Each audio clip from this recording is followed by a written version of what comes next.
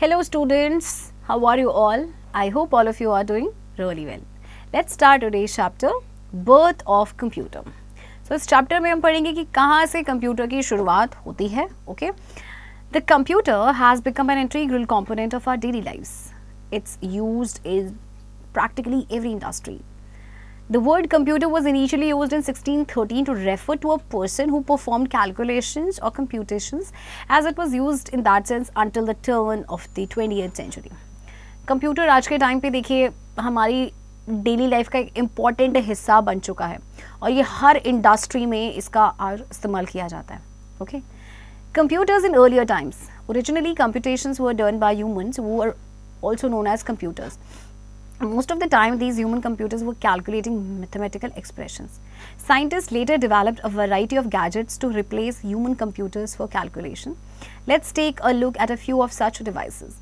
So originally computation पहले humans करते थे तो इसीलिए उनको computers कहा जाता था, humans को जो calculation करते थे. और अब साइंटिस्ट ने उसके बाद बहुत सारे गैजेट्स जो है डेवलप किए जिसने ह्यूमन कंप्यूटर को रिप्लेस कर दिया कैलकुलेशन के लिए. Okay, so let us take a look at a few of such devices. Number 1 is tally stick. It was an ancient memory aid that was used to keep track of documents, numbers, quantities and even messages.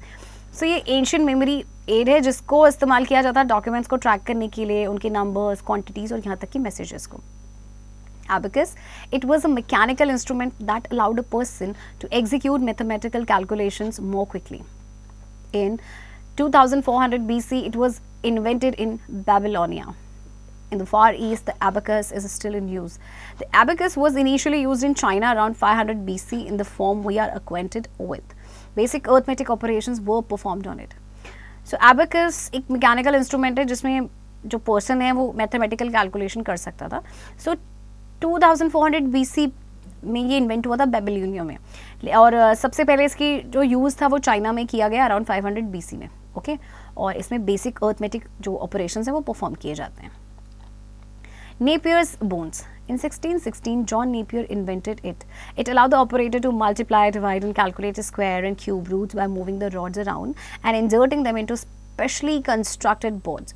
So John Napier ने इसे invent किया था, इसीलिए इसका नाम पड़ा है Napier's bone. यहाँ पे मल्टीप्लिकेशन डिवीजन हो सकती थी, स्क्वायर रूट और क्यूब रूट को भी कैलकुलेट किया जा सकता था. Slide rule. It was invented by William Ogtret in 1622. It was based on Napier's theories regarding logarithms. It was mostly used for multiplication, division, roots, logarithms, trigonometry. It was not normally used for addition or subtraction. So slide rule को invent किया था William ऑगर्ट ने. Okay, और ये Napier's की theory पे ही based था regarding logarithms. सो multiplication, division, root या लॉगरिथम के लिए, ट्रिग्नोमेट्री के लिए इसका इस्तेमाल किया जाता था और इसको नॉर्मली हम एडिशन या सब्ट्रैक्शन के लिए यूज़ नहीं करते थे. इन्फोसोल. Slide rule was used by the NASA engineers of the Mercury, Gemini and Apollo programs to land men on the moon. So slide rule का इस्तेमाल जो है नासा के engineers ने किया था. Pascaline. It was invented by Blaise Pascal in 1642. It could only do addition and subtraction. It was too expensive. This device used a series of two wheels. Blaise Pascal ने Pascaline को invent किया था और इसमें सिर्फ addition subtraction होता था, but ये काफ़ी expensive था. Stepped reckoner. It was invented by Gottfried Wilhelm Leibniz in 1672. This machine could add, subtract, multiply and divide automatically. It expanded on Pascal's ideas and did multiplication by repeated addition and shifting. इसे Gottfried Wilhelm Leibniz ने invent किया था और इसमें addition, subtraction, multiplication और division हो जाता था automatically. Okay, Jacquard loom. The Jacquard loom was a mechanical loom invented by Joseph Marie Jacquard in 1804. It was an automatic loom controlled by punch cards. So Jacquard loom आपका एक mechanical loom था जिसे Joseph Marie Jacquard ने invent किया था और इसमें जो ऑटोमेटिक लूम था वो पंच कार्ड्स के थ्रू कंट्रोल्ड होते थे. Okay, अर्थमोमीटर. In 1820 Thomas D. Colmer invented a mechanical calculator. It was the first calculating machine that was both reliable and functional as well as financially successful. This machine was capable of performing the 4 fundamental mathematical functions. It was the first calculating machine that was mass produced. So 1820 में Thomas D. Colmer ने एक mechanical calculator invent किया था और ये पहला calculating machine था जो कि reliable भी था, okay, और फंक्शनल भी था और फाइनेंशियली सक्सेसफुल भी था। ओके इसमें 4 फंडामेंटल जो मैथमेटिकल फंक्शंस हैं आपके इनमें परफॉर्म कर सकते थे। Analytical engine. The analytical engine was a machine proposed by Charles Babbage in 1833. That is considered to be the concept for the first general mechanical computer. Charles Babbage ने एक machine propose की थी analytical engine, और इसको ऐसा माना जाता था कि यहाँ से कॉन्सेप्ट मिला था पहले जनरल मैकेनिकल कंप्यूटर के लिए। Scudian calculation engine. It was invented by Per George Scuds in 1843. It was based on Charles Babbage's difference engine. It was a first printing machine. Okay. So देखिए इसे invent किया गया था 1843 में पर George स्क्यूड्स के द्वारा, और ये चार्ल्स बेबेज के डिफरेंस इंजन पे ही बेस्ड था, और ये पहला प्रिंटिंग मशीन था। Tabulating machine. It was invented by Herman Hollerith in 1890. It was used to assist in summarizing information and accounting. This device could automatically read information which had been punched on the card. In later years, Hollerith's machine became very useful for a wide variety of statistical applications. In February 1924, Hollerith's company changed its name to International Business Machine or IBM. Tabulating machine को invent करने वाले थे Harman Hollerith. Okay और इसको use किया गया था information और अकाउंटिंग को समराइज करने के लिए। ये ऑटोमेटिकली इंफॉर्मेशन को रीड करता था जो कि आपके कार्ड में पंच थे, और फिर इसके कई साल के बाद हॉलरिथ जो मशीन थी वो काफ़ी यूज़फुल हुई।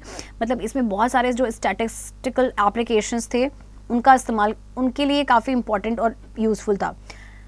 इसके बाद फरवरी 1924 में हॉलरिथ की कंपनी ने अपना नाम चेंज कर दिया इंटरनेशनल बिजनेस मशीन्स में या फिर IBM। Howard Mark I. It was also known as IBM Automatic Sequence Controlled Controller, that is ASCC. It was invented by Howard H. Aiken in 1944. It was the first electromechanical computer. So Howard Mark I आपका पहला electromechanical computer था, और इसको IBM Automatic Sequence Controller Calculator भी कहा जाता था। Z1 or Z1. It was the first programmable computer. It was created by Konrad Zuse of Germany from 1936 to 1938. To program the Z1 required that the user inserts punch tape into a punch tape reader and all output was also generated through punch tape. So ये पहला programmable आपका computer था Z1, और ये create किया गया था bye Konrad Zeus जो जर्मनी के थे। और इसमें देखिए Z1 को प्रोग्राम करने के लिए यूजर्स को पंच टेप इंसर्ट करनी होती थी पंच टेप रीडर में, और जितना भी जो आपका आउटपुट था वो जनरेट होता था पंच टेप के through. Atanasoft Berry computer, that is ABC. It was the first electronic digital computing device. It was invented by Professor John Atanasoff and graduate student Clifford Berry at Iowa State University between 1937 and 1942. ये पहला electronic digital computing device था जिसे invent किया था professor John Atanasoff and graduate student Clifford Berry ने। Okay ENIAC, ENIAC, ENIAC stands for Electronic Numerical Integrated and Computer. ये full form है ENIAC की। Okay it was the first electronic general purpose computer completed in 1946. It was developed by John Presper Eckert and John Mackley. तो ये पहला electronic general purpose computer था जिसे 2 लोगों ने डेवलप किया था जिनका नाम था John प्रेस्पर Eckert and John McClay. UNIVAC. The UNIVAC, that is Universal Automatic Computer, was the first commercial computer which can handle both alphabetic and numerical data. It was designed by John Presper Eckert and John Mackley. UNIVAC भी पहला commercial computer था जो कि alphabetical और numerical data को handle कर सकता था। Okay EDUVAC. EDUVAC stands for Electronic Discrete Variable Automatic Computer. It was the first stored program computer designed by John Mackley and John Presper Eckert. It had a memory to hold both a stored program as well as data. So, ये पहला stored program computer था जिससे again John McClay और John प्रेस्पर Eckert ने design किया था। सो इसमें memory होती थी जो कि stored program और साथ ही साथ डेटा दोनों को स्टोर करके रखता था। The first portable computer. Osborne 1 was the first portable computer. It was released in 1981 by the Osborne Computer Corporation. पहला portable computer जो आपका 1981 में रिलीज हुआ था जिसका नाम था Osborne 1. Okay. Fun task, you have to unscramble the name of the places where computers are used. Okay. Now generations of computers. Nowadays, computers are being used in different places. The volume of work, features, functionality, etc. varies from place to place. So, it was required to develop different types of computers. Generations refer to the time period when a computer is being developed. After each and every generation, the technology of computers advanced significantly to fulfill human needs. अच्छा, computers आज के time पे आप देखते हैं अलग अलग जगह पे यूज़ होते हैं और जो भी वॉल्यूम है वर्क का या फीचर्स या फंक्शनैलिटी वो प्लेस टू प्लेस आपके वेरी करते हैं. ओके, सो इसीलिए बहुत ज़रूरी है कि डिफरेंट टाइप्स ऑफ कंप्यूटर्स को डेवलप किया जाए. जनरेशन का मतलब क्या है? जनरेशन ऑफ कंप्यूटर का मतलब वो टाइम पीरियड जब आपके कंप्यूटर को डेवलप किया गया. उसके बाद आफ्टर एवरी जनरेशन जो टेक्नोलॉजी थी कंप्यूटर्स की वो एडवांस हो गई, जिससे कि जो ह्यूमन नीड्स है उसे फुलफिल किया जा सके. Okay, so let us look at distinct generations of computer. First generation 1940 to 1956, hardware components, vacuum tubes, characteristics, machine language, huge size, highly expensive, high consumption of electricity. Examples: ENIAC, UNIVAC, EDVAC, EDSEC and Mark 1. So जो first generation के computer थे, एक तो इनका size बड़ा ज़्यादा था, expensive भी थे और इलेक्ट्रिसिटी बहुत ज़्यादा कंज्यूम करते थे और इनमें वैक्यूम ट्यूब्स का इस्तेमाल किया गया था. Second generation 1956 to 1963, transistors, magnetic tapes, batch programming, multi-programming, OS, expensive, Fortran, COBOL. And example में आता है IBM 700 CDC 1604, Atlas, NCR 304 series, Honeywell 400. अब सेकेंड जनरेशन कंप्यूटर्स में वैक्यूम ट्यूब्स की जगह ट्रांजिस्टर एंड मैग्नेटिक टेप्स का इस्तेमाल किया गया. ओके, इसके एग्जाम्पल हैं आपके IBM 700, Atlas, Honeywell 400. Now, third generation, 1964 to 1971, integrated circuits, remote processing, time sharing, multi-programming OS, faster, compact and cheaper, Pascal, PLI, Basic, Algol 68. Examples हैं IBM 360/370, PDP 8/N, CDC 6600, ICL 1900, UNIVAC AC 9000. अब third generation के जो computers हैं उनमें अब integrated circuits का use किया गया. ओके, ये काफ़ी फास्ट हो गए, कॉम्पैक्ट हो गए और सस्ते भी हो गए. राइट, एग्जाम्पल इनके like IBM 360/370, PDP 8/9N. Okay, now fourth generation computer 1972 to present, VLSI microprocessor circuits, time sharing, real-time networks, distributed GUI OS, faster, compact and affordable, C, C++, DBase. Example: DC10, Star 1000, Apple II, VAX 900, IBM PC 1981 and Apple Mac 1984. So fourth generation आपकी 1972 से अभी तक है जो present में है और यहाँ पे सर्किट मल्टी प्रोसेसर आपके जो माइक्रो प्रोसेसर सर्किट्स हैं उनका इस्तेमाल किया गया. ये कंप्यूटर आपके और भी फास्ट हैं, कॉम्पैक्ट है, अफोर्डेबल है. और इन कंप्यूटर्स में देखिए जो लैंग्वेज का यूज़ किया गया है वो आपका C है, C++, जो इस जनरेशन के कंप्यूटर थे. एग्जाम्पल है आपके like DEC10, Apple Mac. Okay, fifth generation present and beyond, ULSI microprocessor circuits, parallel processing and artificial intelligence technology, C and C++, Java Net. Example: IBM Pentium, Param. Fifth generation computer जो आपकी अभी चल रही है और इसके आगे जो है वो फिफ्थ जनरेशन कंप्यूटर है, इसमें ULSI माइक्रो प्रोसेसर सर्किट्स का इस्तेमाल किया जाता है. ओके, और यहाँ पे आपकी जो आर्टिफिशियल इंटेलिजेंस टेक्नोलॉजी का यूज़ किया गया फिफ्थ जनरेशन कंप्यूटर में. ओके, लाइक आपके एग्जाम्पल्स हैं IBM, Param, Pentium. Infosol. A Ziffy is an actual measurement of time referring to the length of one cycle of the computer system clock about 10 millisecond.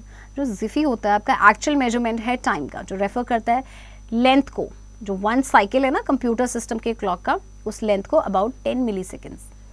Now classification of computers. Computer is broadly classified by their speed and computing power. Personal computer, that is PC. A PC can be defined as a small, relatively inexpensive computer designed for an individual user. PCs are based on microprocessor technology that enables manufacturers to put an entire CPU on one chip. Businesses use personal computers for word processing, accounting, desktop publishing, and running spreadsheet and database management applications. So PC को हम कैसे define कर सकते हैं? एक छोटा जो थोड़ा सा आपका इनएक्सपेंसिव कंप्यूटर हो जो इंडिविजुअल यूज़र के लिए आपके डिज़ाइंड है, जो हमारे घरों में अक्सर देखने को मिलते हैं वो पर्सनल कंप्यूटर्स हैं. सो ये माइक्रो प्रोसेसर टेक्नोलॉजी पे बेस्ड हैं, ओके और जो बिजनेसेस हैं वो पीसीज का यूज़ करते हैं word processing, counting, desktop publications के लिए, right. Work station. The work station is a computer use for engineering applications, CAD/CM, desktop publishing, software development, and other such types of applications that require a moderate amount of computing power and relatively high quality graphics capabilities. Work station आपके computer है जो engineering applications के लिए use किए जाते हैं, desktop publishing के लिए, सॉफ्टवेयर डेवलपमेंट के लिए, दूसरी टाइप ऑफ एप्लीकेशंस के लिए जिसमें moderate amount of computing power की ज़रूरत होती है, ओके और relatively high quality graphic capabilities की ज़रूरत होती है. Mini computer. Mini computer is a small and general purpose computer.